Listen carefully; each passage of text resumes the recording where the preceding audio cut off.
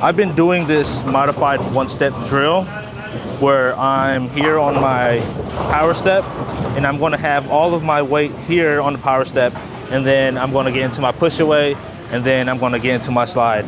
That is going to teach me that, hey, I have all this weight in my power step. Now I need to distribute it into my slide and get all of that energy to come to a stop at the foul line and then release the bowling ball.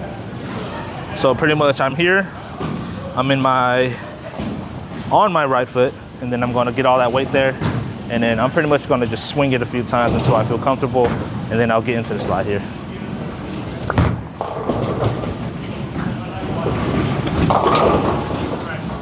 It takes time. It's a little weird because it's different timing. A lot of bowlers have the earlier timing where they don't know what to do with all of that time. They don't know what to do when they get their foot to the foul line too early. So that's just something to practice.